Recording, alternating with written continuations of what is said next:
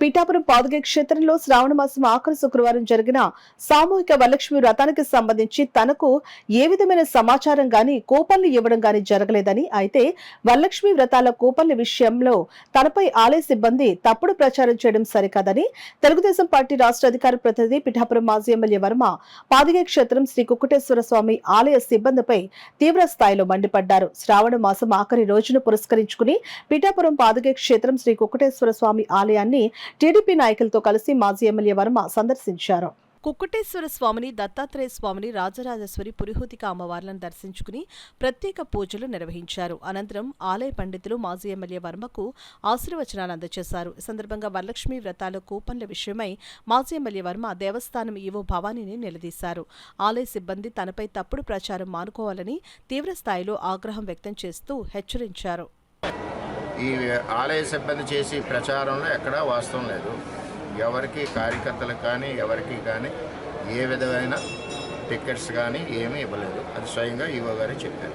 అంటే వాస్తవాలు అర్థం చేసుకోవాలని చెప్పి పిఠాపురం నియోజకవర్గ ప్రజల్ని నేను కోరుకుంటున్నాను. అదేవిధంగా ఈ అమ్మవారి విషయం వచ్చేసరికి అమ్మవారి గుడి మీద ఇక్కడ రూమ్స్ ఉండి అక్కడ చాలా దారుణంగా పేకాట్లు, అసభ్యకరమైన విధానాలు అన్నీ జరుగుతుంటే అప్పుడు ఎండోమెంట్ మినిస్టర్ గారు చూపించాం.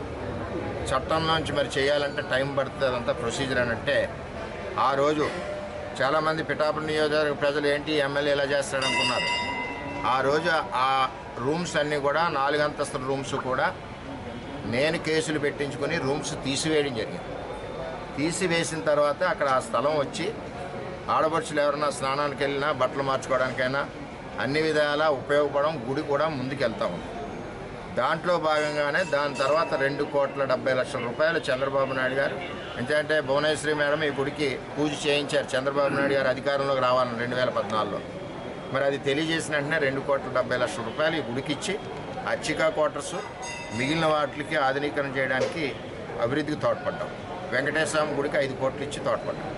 అలాగే ఈ గుడిలో ఫస్ట్ చండీ యాగం పేదవాడు కూడా చేయించుకోవాలన్న ఉద్దేశంతో చండీ యాగాలు ప్రతి పౌర్ణమికి ఇక్కడ ఆన్లైన్ బుకింగ్ పెట్టాం. ఆన్లైన్ లేదు ఇదివరకు, వెబ్సైట్ లేదు మన టెంపుల్కి. వెబ్సైట్ కూడా మనం పెట్టాం, ఆన్లైన్ బుకింగ్ పెట్టాం. అంటే ఈ టెంపుల్ని ప్రచారం చేసాం దేశవ్యాప్తంగా. ఆ విధంగా టెంపుల్ అభివృద్ధికి తోడ్పడ్డాం మేము ఉన్నప్పుడు. అదేవిధంగా ఇప్పుడు కూటమి ప్రభుత్వంలో కూడా టెంపుల్ టూరిజం పెడతామని చెప్పి పవన్ కళ్యాణ్ గారు చెప్పారు. చాలా నిధులు వస్తాయి. ఆ నిధుల వల్ల కూడా అన్ని టెంపుల్స్ కూడా బాగుపడే పరిస్థితి.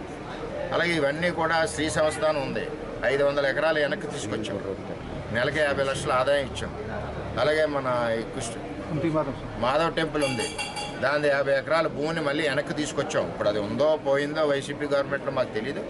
అంటే భగవంతుడంటే ఎంత ఇష్టంతో భయంతో ఉంటామన్నదే ఈ నియోజకవర్గ ప్రజలు తెలియజేస్తున్నాం.